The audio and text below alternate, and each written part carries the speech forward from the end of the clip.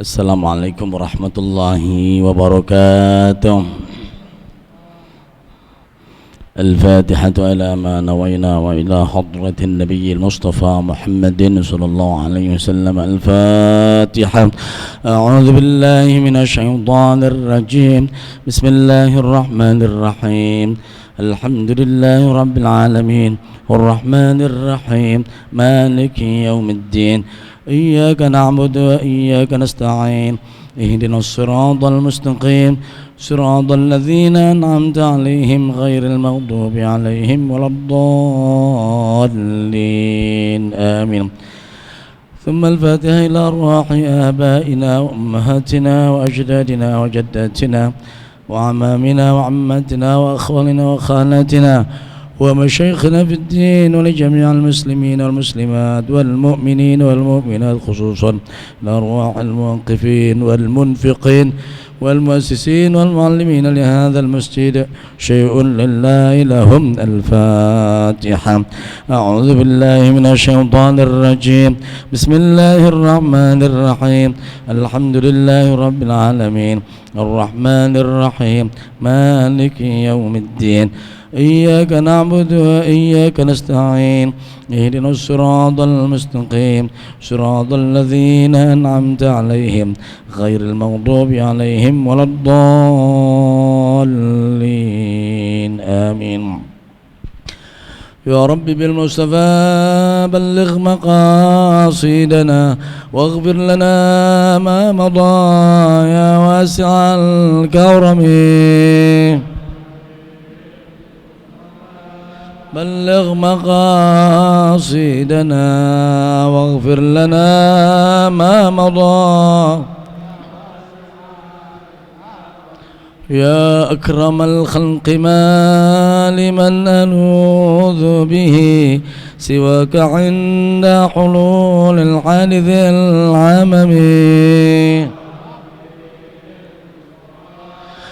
بلغ مقاصدنا واغفر لنا ما مضى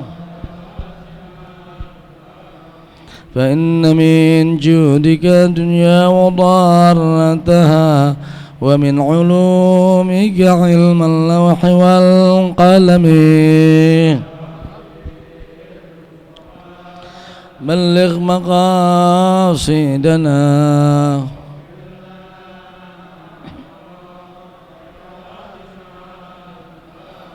لعل رحمة ربي حين يقسمها تأتي على حسب العصيان في القسم.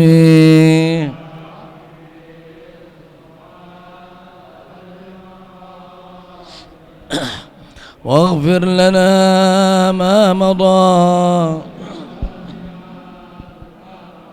يا رب بالمصطفى بلغ مقاصدنا واغفر لنا ما مضى يا واسع الكرم.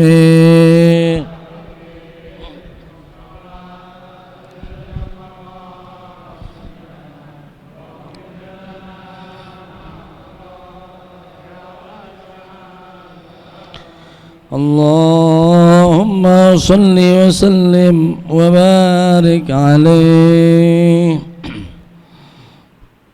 الحمد لله رب العالمين والصلاة والسلام على أشرف الأنبياء والمرسلين سيدنا ومولانا محمد صلى الله عليه وسلم وعلى آله وأزواجه وذريته وصحابته أجمعين. أما بعد.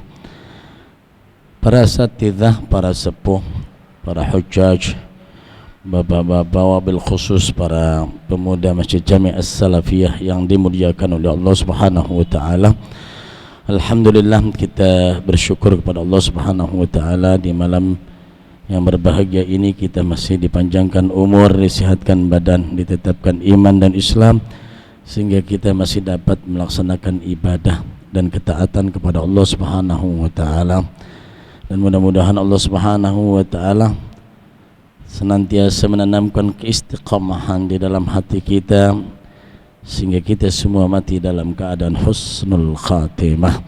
Salawat dan salam tidak lupa kita sanjungkan pada junjungan kita Nabi besar Muhammad sallallahu alaihi wasallam, yang mudah-mudahan kita senantiasa bersalawat kepada beliau, mengamalkan ajaran, tuntunan dan akhlak Nabi kita Muhammad sallallahu alaihi wasallam. Hadirin yang dimuliakan oleh Allah Subhanahu wa taala, pada pertemuan kita yang terakhir kita telah membicarakan tentang seorang yang sholat bersama Nabi kita Muhammad sallallahu alaihi wasallam, bertabarruk dengan sholatnya Nabi kita Muhammad sallallahu alaihi wasallam. Ini Itsban bin Malik, termasuk orang yang menyaksikan perang Badar. Dia cerita bahwa saya sholat buat kaumku namanya Bani Salim. Cuman antara rumahnya dengan Bani Salim, masjidnya itu ada lembah yang kalau hujan itu air ngalir. Akhirnya ini menyulitkan Itsban ketika hujan untuk sholat di masjid Bani Salim. Maka kemudian dari sini kita bisa tahu bahwa ketika kita berada dalam posisi yang seperti ini, kita bisa untuk sholat di musola, bikin musola sendiri, karena sulit kalau hujan. Maka kemudian lantas dijadiin rumahnya itu, pengen dijadiin musola. Kalau hujan disolat di rumahnya. Datang pada Rasulullah Shallallahu Alaihi Wasallam, ngundang supaya Rasul bisa sholat di rumahnya. Di mana tempat Rasul sholat, itulah yang dijadikan musola. Datanglah kemudian Nabi kita Muhammad Shallallahu Alaihi Wasallam di pagi hari, pagi. Kemudian Abu Bakar datang siangan, ketika matahari sudah mulai terik, Abu Bakar datang. Rasul datang kemudian sampai di rumahnya. Nabi tanya, di mana tempat kamu suka yang kau mau jadikan musola, tunjukin, diisyaratin di sini ya Rasulullah. Akhirnya sholat Rasulullah Shallallahu Alaihi Wasallam di tempat di mana diisyaratkan itu oleh Itsban bin Malik. Kemudian yang ada di tempat itu, kami pun sholat bersama Rasulullah Shallallahu Alaihi Wasallam. Lah ini ngikutin sholatnya berjamaah. Karena apa? Ketika Nabi ngucapin salam, kami pun salam bersama Nabi kita Muhammad Shallallahu Alaihi Wasallam. Tentu yang menjadi pertanyaan, sholat apakah itu? Karena sholat ini adanya di pagi hari. Kalau itu sholat duha namanya, maka itu lihat sahabat ngikut sholat duha bersama Rasulullah Shallallahu Alaihi Wasallam. Maka tidak sedikit orang menyatakan bahwa boleh sholat duha itu dengan berjamaah. Apapun itu namanya, yang jelas tabarruk. Kemudian dijadikan itu tempat jadi musola. Ketika dengar nih rumahnya si Itsban ini ada Nabi, itu orang Bani Salim pada bangun semuanya, lompat. Ada Nabi, berkunjung semuanya ke situ. Datanglah tuh orang banyak di rumahnya. Kemudian lantas datang setelah itu, ada seorang berkata begini, ma fa'ala Malik. Ini seorang namanya Malik. Malik ngapain sih? Kok kagak ada sih? Orang semuanya hadir, dia nggak ada. Faqala rajulun, ada seorang laki-laki bilang begitu, dia mau orang munafik, nggak cinta sama Allah, nggak mencinta Rasul. Jadi klaimnya itu adalah Malik kemana sih, dia nggak kelihatan, saya nggak lihat. Ada yang jawab, ya orang munafik tuh kan, langsung aja nih orang ini munafik, nggak cinta sama Allah dan Rasul. Orang yang cinta sama Rasul pasti cepat pun Rasul uber klaim. Ketika dia berkata begitu, dzalika munafiqun la yuhibbullaha wa rasulah. Apa kata Nabi kita Muhammad sallallahu alaihi wasallam? La taqul dzalik. Jangan kau berkata begitu. Tuh, lihat Nabi kita bikin suasana jadi sejuk. Lalu kita kan gitu, emang kagak demen, Nabi emang kagak demen sembahyang. Kalau kita kan bawaannya begitu. Tuh. La taqul misla dzalik. Jangan la taqul dzalik. Jangan kau berkata begitu. Ala tarahu? Tidakkah kau lihat? Dia berkata la ilaha illallah yabtaghi bidzalika wajh Allah. Nabi kata la taqul dzalik. Bukankah dia berkata la ilaha illallah mengharapkan keridhaan Allah? Tuh. Kemudian lantas qala Allah wa rasuluhu alam. Hanya Allah dan Rasul yang tahu. Apa dia ngucapin la ilaha illallah mencari keridhaan Allah apa kagak? Hanya Allah dan Rasul yang tahu. Amma nahnu, adapun kita nih, wallahi demi Allah la nara waddahu wala hadithahu illa ilal munafiqin. Kita nih sekampung nih ngelihat dia emang cintanya, temen ngobrolnya adalah orang munafik. Kendati pun kalau kita kata emang dia bergaulnya orang munafik, pantas kalau kita bilang munafik begitu. Tapi Rasul tetap kata la taqul dzalik. Tuh. Kita demen banget nih urusan ini yang ini munafik, yang milih si fulan munafik, yang ini lah repot gitu. Enggak ada Nabi sekarang. Enggak ada. Nah ulama enggak ada juga yang kayak Nabi. La taqul dzalik. Ala tarahu? Tidakkah kau lihat dia yaqulu la ilaha illallah yabtaghi bidzalika wajh Allah? Allah wa rasuluhu alam. Amma nahnu, kita ngelihat dia emang temennya, emang temen ngobrolnya orang munafik. Faqala Rasulullah sallallahu alaihi wasallam, Rasul berkata, fa inna Allah qad harrama 'alan nari man qala la ilaha illallah Muhammadur Rasulullah yabtaghi bidzalika wajhallah. Muttafaqun alaih. Sesungguhnya Allah mengharamkan neraka buat siapa? Buat orang yang berkata la ilaha illallah yabtaghi, yang diharapkan hanya mencari keridhaan Allah. Enak kira-kira? Iya. Maka ini yang paling penting, ya Allah, kita pengen banget ini bisa berkata la ilaha illallah hanya mengharapkan keridhaan Allah. Ini kan babnya masih bab roja, berharap, masih berharap. Artinya pintu harapan kita kepada Allah sangat besar, sangat luas. Kendati pun orang ini bergaulnya munafik, kendati pun orang ini teman ngobrolnya ulang munafik, kalau dia berkata la ilaha illallah, yang diharapkan dengan ucapan itu hanya mencari keridhaan Allah, bukan nyari keridhaan orang. Tuh, diharamin neraka atas dirinya. Nah ini berarti buat kita surga sebenarnya tuh gampang tuh. Kagak susah. Kendati pun orang bilang begini, bilang begitu, bilang begini, bilang begitu, dan sebagainya. Kemudian juga kita telah membahas bahwa Umar bin Khattab radhiyallahu anhu, dia berkata, qudima ala Rasulillah sallallahu alaihi wasallam bisabjin. Rasul itu diajukan, diberikan kepada Rasul bisabjin, dengan tawanan. Fa idza imra'atun minas sabyi tas'a. Tuh, tiba-tiba nih ada seorang wanita dari mana? Dari kalangan tawanan ini, itu selalu berusaha. Idza wajadat sabiyan, kalau ada anak kecil diuber tuh. Kan di antara tawanan itu pasti ada bayi, ada anak. Diuber.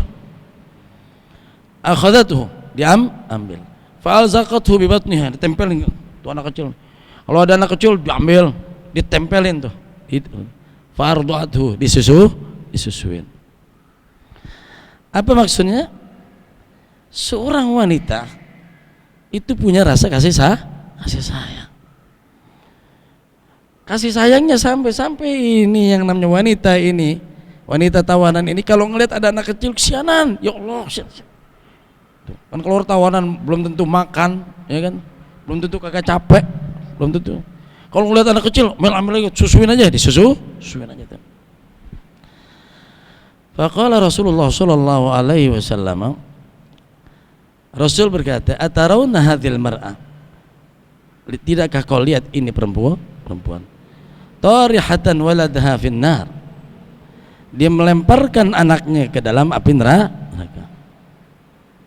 Tuh. Ini berkenaan dengan seorang perempuan yang kalau ngelihat anak kecil susuin. Berarti ada rasa kasih sayangnya enggak? Ada kasih sayangnya. Tidakkah kamu melihat wanita ini melemparkan anaknya ke dalam neraka? Kulna, kata sahabat, la wallah, demi Allah kita enggak ngelihat. Faqala, Nabi bersabda, Allahum arhamu bi'ibadihi min hadhihi biwaladiha. Allah lebih sayang kepada hambanya, hambanya dibandingkan wanita ini terhadap anak-anaknya. Perempuan punya anak, sayang nggak? Sayang. Kemudian Allah, kita ini adalah hamba, sayang nggak? Sayang. Yang dijelaskan oleh Nabi adalah bahwa Allah lebih sayang kepada hamba-hambanya dibandingkan perempuan ini kepada anak-anaknya. Artinya Allah Subhanahu wa ta'ala itu menginginkan semua hamba-hamba Allah ini masuk surga. Tapi seorang ibu bisa nggak masukin anaknya ke dalam neraka? Bisa. Kasih HP, kagak diajarin ngaji, diajarin joget. Ada nggak ibu-ibu yang model begitu? Banyak. Kadang kasih sayang seorang ibu kadang-kadang menjerumuskan anaknya ke dalam neraka. Maka Allah menginginkan hambanya itu terbebas daripada api neraka, mungkin. Makanya katakan Allah arhamu bi ibadihi min hadhihi biwaladiha. Allah lebih sayang kepada hamba-hambanya dibandingkan kasih sayang seorang ibu kepada anak-anaknya. Kalau udah begitu berarti harapan kita besar nggak kira-kira? Sangat-sangat besar kepada Allah Subhanahu wa ta'ala. Lanjutkan, wa an Abi Hurairah radhiyallahu anhu qala Rasulullah sallallahu alaihi wasallam lamma khalaqallahu al-khalqa kataba fi kitabin fahuwa indahu fawqa al-arshi inna rahmati taghlibu ghadabi wa fi riwayatin ghalabat ghadabi wa fi riwayatin sabaqat ghadabi muttafaqun alaih. Hadis kuat diriwayatkan Bukhari Muslim. Saya harus tegaskan kembali bahwa ini hadis sahih diriwayatkan Bukhari dan Muslim. Kedudukannya di bawah Quran. Habis Quran, hadis yang diriwayatkan oleh muttafaqun alaih. Nah ini karena apa saya tegaskan ini? Karena kita banyak hal yang diceritakan dalam hadis itu kita nggak tahu benar apa salah. Karena ini hadis sahih, maka mau nggak mau otak kita nerima nggak nerima, kita wajib percaya. Jangan apa nih di otak-otakin mulu, di otak. Jadi apa-apa jangan di otak-otakin mulu. Kenapa? Kalau sudah Nabi bersabda, kemudian yang menukil ini adalah sikoh kuat. Karena yang menukilnya adalah Al-Imam Bukhari, Imam Muslim. Nggak mau deh kalau yang namanya hadis itu ada perawinya tukang bohong, perawinya apalannya kurang bagus, perawinya fasik, perawinya kurang aja, dia nggak bakal ngambil tuh Imam Bukhari. Nah ini dinyatakan dalam hadis yang diriwayatkan Abu Hurairah, Rasulullah SAW bersabda, ketika Allah menciptakan makhluk. Ketika Allah menciptakan makhluk. Kalau udah ketika berarti semua, walaupun kita nggak tahu asal muasalnya, bumi au kapan diciptain, langit au kapan diciptain, yang jelas suatu masa itu langit dan bumi diciptakan oleh Allah Subhanahu wa taala. Malaikat diciptakan oleh Allah, arasy diciptakan oleh Allah, semua kullu masih Allah, semua selain Allah itu adalah makhluk. Maka dinyatakan ketika Allah menciptakan makhluk, kataba fi kitabin, Allah catat dalam sebuah tulisan, bahwa indahu, tulisan itu ada di sisi Allah Subhanahu wa taala, fawqal arsy, di atas arsy. Ini banyakan yang kita kagak paham dan umumnya. Kalau bahasa Indonesia mah gampang kan gitu, nyernaknya yang susah. Ketika Allah ciptakan makhluk apaan? Langit bisa jadi, bumi bisa jadi, malaikat bisa jadi. Pokoknya ketika Allah ciptakan makhluk, Allah tulis pakai apaan? Pakai pulpen. Jangan ditanya udah. Jangan ditanya. Kataba, Allah catatkan itu di mana? Fauqal arsy, di atas arsy. Nah, kita sikap kita udah percaya aja. Percaya? Dicatat di mana? Di sisi Allah Subhanahu wa taala. Apa tulisannya? Tulisannya adalah ketika ciptain makhluk, biar kita tahu kita adalah makhluk Allah, hamba Allah. Allah sayang, Allah sangat-sangat sayang kepada hambanya. Sampai ketika diciptakan makhluk itu ditulis di atas arsy. Apa tulisannya? Inna rahmati taghlibu ghadabi, rahmatku mengalahkan murkaku. Wa rahmati wasi'at kulla syai', rahmatku mencakup segala sesuatu. Ini biar kita ini, makanya yang kita selalu gitu, la illam tarhamna lanakunanna minal khasirin. Tuh, rahmah yang kita harapkan, rahmat dari Allah Subhanahu wa taala. Ini kalau orang datang nih dari jauh, datang ngaji kemari, itu rahmat Allah. Kalau orang rumahnya dekat nggak pernah nyampe ke masjid, orang rumahnya dekat ke masjid nggak pernah sampai ke masjid, naudzubillah, nggak ada rahmat Allah. Tuh. Ini berkenaan dengan rahmat.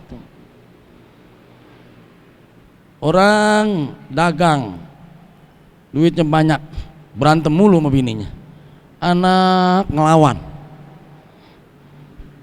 ambruk usahanya, kagak punya duit, berantem sama bininya, anak nggak tahu mana. Nah, ini ada rahmat Allah di sini tuh.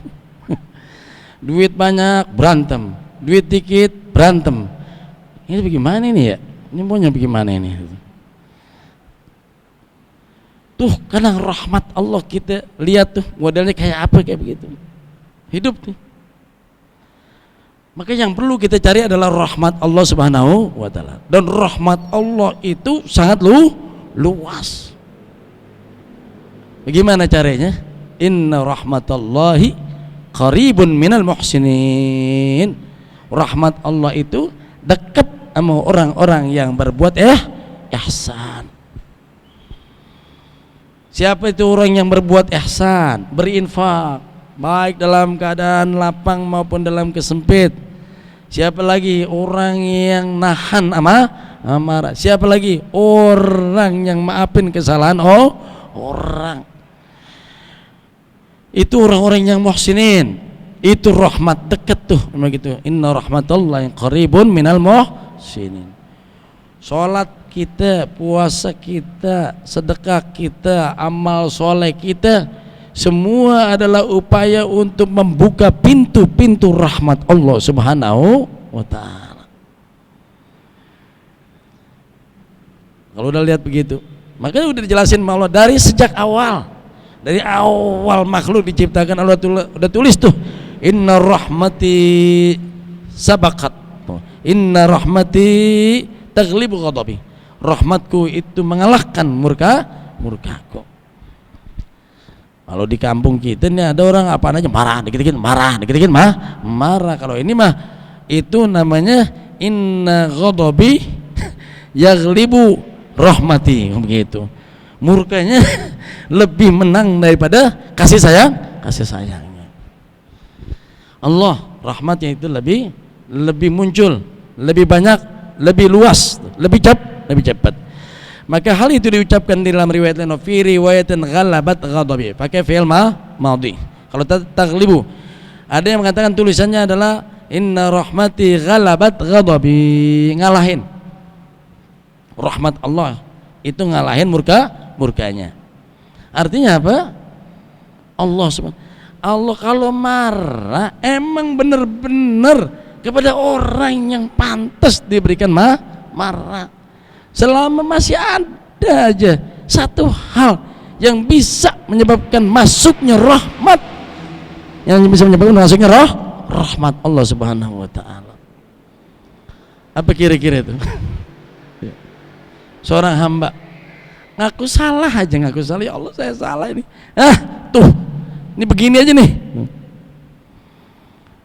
Maka lihat itu, siapa orang yang minta ampun, ya Allah diampuni oleh Allah Subhanahu wa taala. Selagi kita mau aja taubat, udah pasti diampuni oleh Allah Subhanahu wa taala.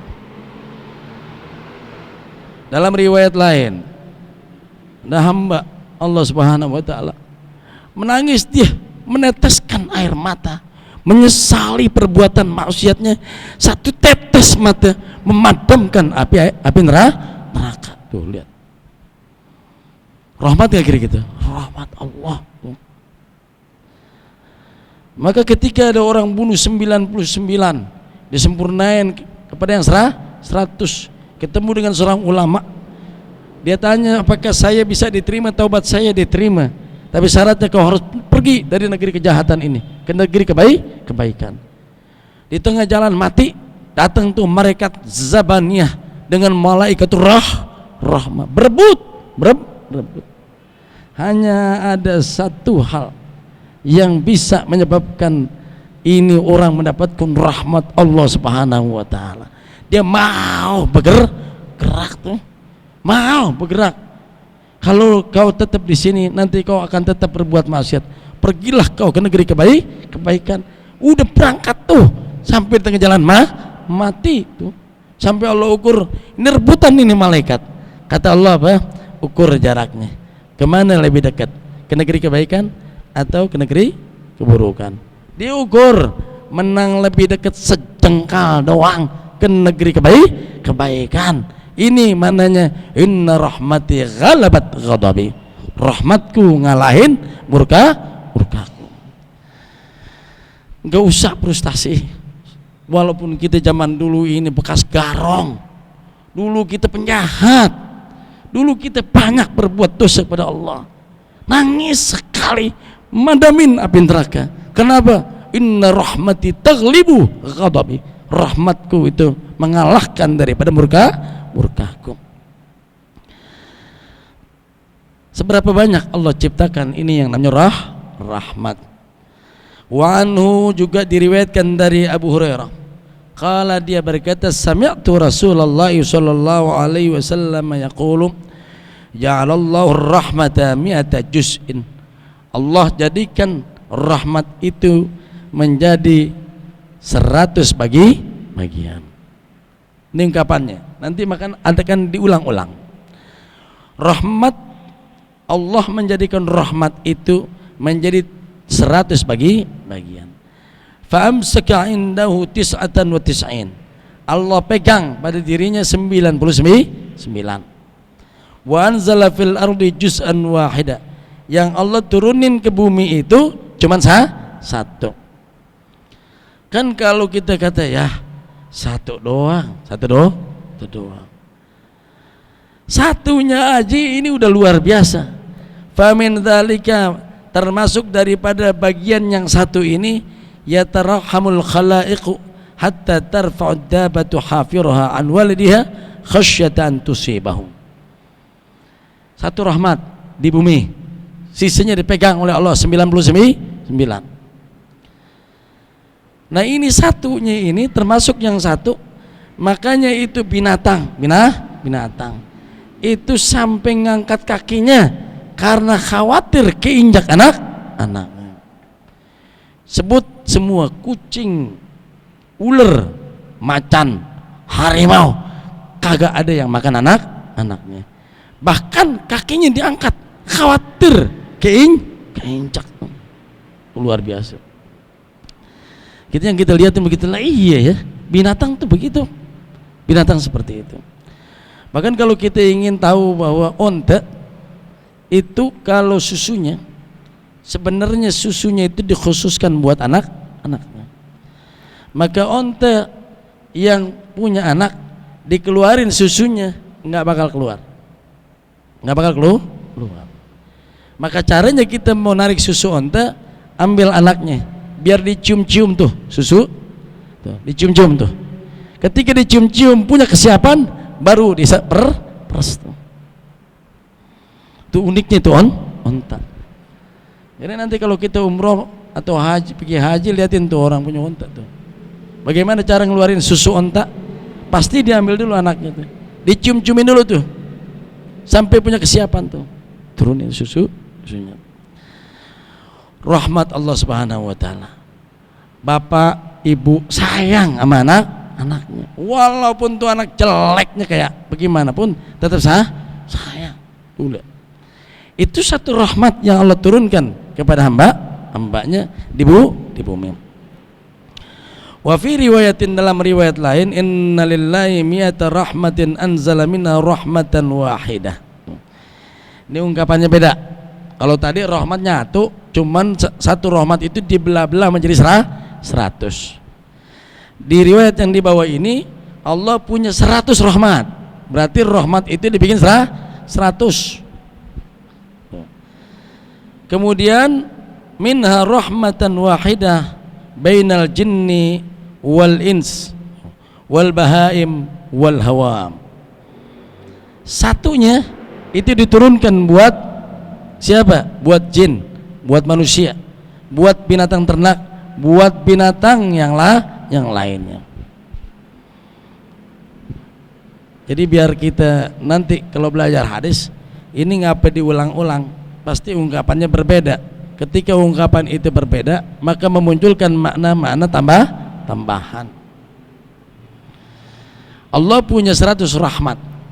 Allah bikin satu rahmat dibelah-belah menjadi 100. Nah, ini ungkapannya.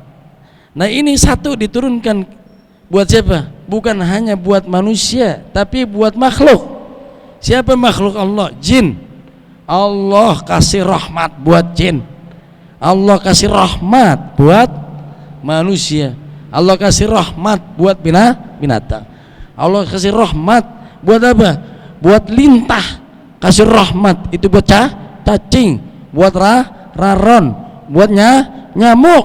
Semua dikasih rahmat oleh Allah Subhanahu wa taala. Satu rahmat itu dibagi buat semua makhluk Allah Subhanahu wa taala. Maka dengan rahmat itu fabiha yata'atafun, pantas kalau orang tua sama bapak sama anaknya sayang, pantas. Begitu juga yata'atafun, pantas kalau ayam sama anaknya sayang, dicariin itu makanan. Coba perhatiin ayam, ketika dirawis-rawis itu kemudian banyak makanannya, maka mulutnya bunyi cek cek cek cek cek cek cek cek tuh, anaknya kabur tuh. Masa di pesantren punya ayam tuh, saya perhatiin gitu. Ya kok udah lagi rawis begitu dia cek cek cek cek cek ngumpul tuh makan gitu. Ini bahasa, ini banyak makanan sini, bolong, bahasa rahmat itu. Ya ta'atafun wa yatarahmun, saling berkasih sayang. Wa biha ta'tiful wahsyu ala waladiha, binatang buas itu berkasih sayang kepada anaknya, sehingga nggak makan anaknya. Macan kagak makan anaknya. Kalau dia berburu kena tuh manjangan, diseret, dibawa ke anaknya tuh. Itu satu rahmat yang ada di bumi. Kemudian rahmat ini itu kapan adanya? Wa akharallahu tis'an wa tis'ina rahmatan yarhamu biha ibadahu yaumal qiyamah. Saya pikir itu diturunin di bumi, saya pikir ditaruh di langit itu yang 99, terdik banget yang di langit 99, kita yang di bumi cuman ternyata yang 99 itu nanti dikasih buat kita juga cuman hari kiamat. Biar kita ngerti hakikatnya bahwa yang 99 itu buat kita juga kapan? Yaumal qiyamah, pada hari kiamat. Wa fi riwayat Muslimin aidan min riwayat Salman Al-Farisi radhiyallahu anhu. Qala Rasulullah sallallahu alaihi wasallam, inna lillahi ta'ala mi'ata rahmatin. Sesungguhnya Allah punya 100 rahmat. Faminha, di antaranya rahmatun yatarahamu bil khalqu bainahum. Di antaranya adalah rahmat, satu rahmat. Allah punya 101 rahmat. Ini itu di mana makhluk-makhluk Allah berkasih sayang di antara mereka. Itu liatin kucing kalau mau kawin ya. Ngeong, luar biasa itu. Ini lagi mau cinta-cintaannya kucing nih. Kucing luar biasa itu gitu. Oh, ini tuh sedemikian rupa adanya tuh. Jadi ular pun begitu. Ular pun itu kalau mau kawin kita ular bagaimana mau kawin kalau bahasa kasarnya gitu. Tuh. Masang tuh yang perempuan masang. Makanya ya tarahamu di antara mereka itu mereka saling berkasih sayang. Watis'un al-yaumil qiyamah, yang 99-nya itu buat hari kiamat. Mau riwayatnya Abu Hurairah, mau riwayatnya ini adalah riwayat Muslim, riwayatnya Bukhari, dan juga riwayat lainnya daripada sahabat-sahabat lain, semua nadanya sama. Wa fi riwayatin, dalam riwayat lainnya, innallaha ta'ala khalaqa yauma khalaqas samawati wal ard mi'ata rahmatin. Tuh. Tadi ketika lamma khalaqallahul khalqa, ketika Allah ciptain makhluk. Lah ini speknya makhluk yang mana? Yang mana? Maka nih innallaha ta'ala khalaqa yauma khalaqas samawati wal ard, pada hari Allah ciptain langit dan bumi, Allah subhanahu wa ta'ala ciptakan 100 rahmat. Semakin baca hadis ini, walaupun nadanya mirip-mirip, tapi tambah penjelasan. Kalau anak muda mau duduk ngaji begini, kalau kita ditanya banyak hal yang terbingungin, tapi kalau kita banyak riwayat, ini yang 99 itu buat siapa? Buat kita. Jadi ternyata buat kita juga.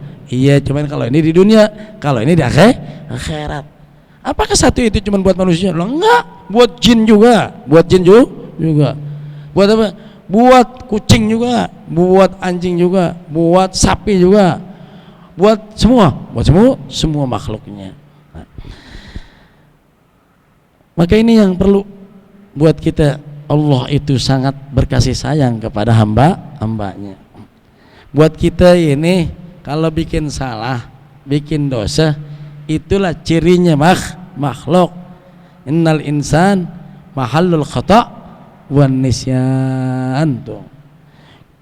Kullu bani adam khata', semua manusia. Kullu bani adam khata', semua manusia, semua anak Adam itu suka bikin kesalahan.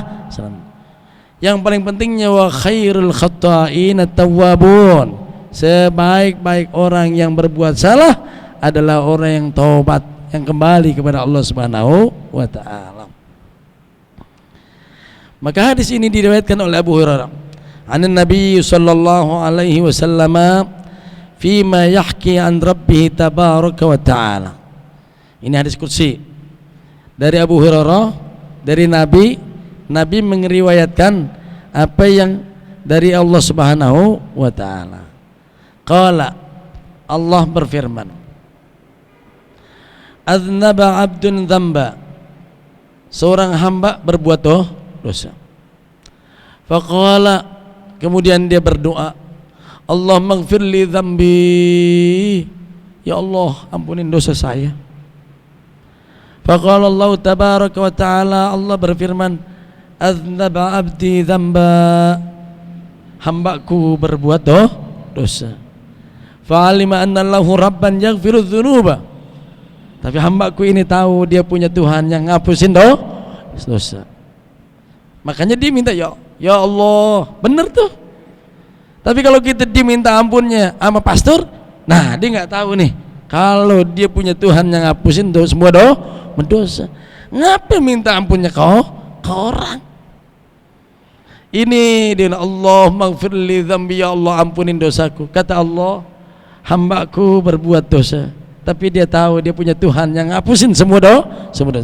Wa ya'khudhu bi dzambi, diambil dosanya, diampunin dosa. Tsumma ada, balik lagi dia bikin dosa lagi.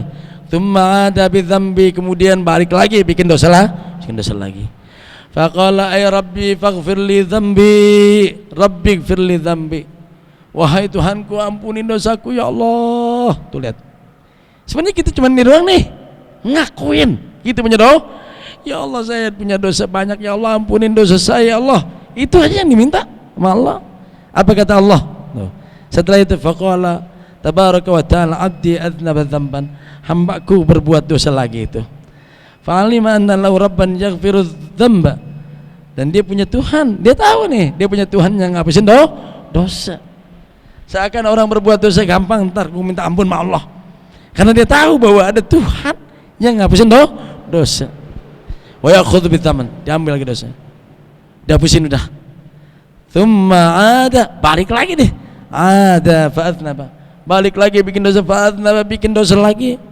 Faqala ya rabbi ighfirli dzambi, ya Tuhanku hapuskan dosaku. Faqala ta'ala tabarak, Allah berfirman, aznaba abdi dzamba, hambaku bikin dosa lagi itu.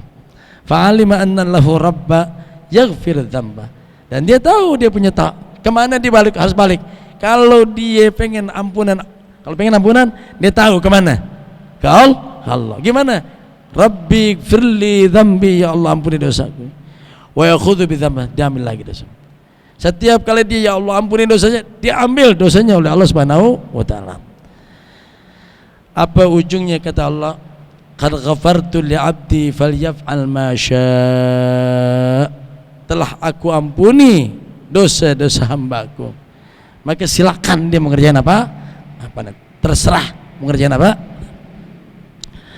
Maksudnya apa? Falyaf'al ma syaa, selama orang itu berbuat dosa terus diminta ampun sama Allah, diampunin dosanya. Terus 100 kali diampunin, 200 diampunin, 1.000.000 dosa diampunin oleh Allah Subhanahu wa taala. Falyaf'al ma syaa, artinya apa? Bukan dia sengaja-ngaja buat maksiat.